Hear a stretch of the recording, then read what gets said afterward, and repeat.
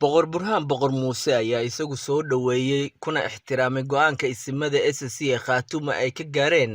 ayahooda waxaana shacbiga Puntland ugu baaqay inay isdejiyaan waxaana u rajaynayaa in aan wax dhib ah ka dhicin maadaama xaaladda guud ee dalku ay isbedel ku yimid taasoo ku timid si degdeg ah isla markaana uu ku beegantay waqti xasaasi ah waxaan ku baaqayaa in isimada Puntland ay shir degdeg ah isugu yimaadaan si looga tashado ayaha Puntland ayuu yiri boqor burhaan dhanka maamulka musharaxiinta iyo siyaasiyiinta kale ayuu ugu baaqay in meel la iska dhigo farqiga u dhaxeeya loona midoobo badbaadinta Puntland mar labaad iyo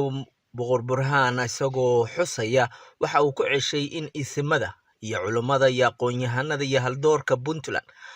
ay u guntadaan badbaadinta Puntland oo la isugu yimaado shir weyne looga tashanayo ayaha dambe ee Puntland maadaama SSC oo horey uga mid ahayd ay sheegtay in ay ka baxeen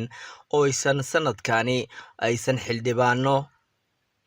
madaxweyne ku-xigeen iyo xubnihii kale ay ku yeelan jireen ee maamulka Puntland marnaba ku yeelan doonin isimada SSC ee dhaqanka gobolada SSC ayaa maalintii shalay go'aankaasi gaaray waxaana sheegeen in aan loo baahnayn in madaxweyne ku-xigeen la isku sharaxo xildhibaanada 17-kana ay soo magacaabeen kadib ayaa waxaa deegaanada Puntland aad looga dareemay qodobkaasi ay isimada SSC soo jeediyeen iyadoo ay doorashadii muddo yar oo kooban ay ka dhiman tahay isla markaana 25 bisha xildhibaanada lagu dhawaaqi lahaa ayaa arrintaani dib ka soo baxday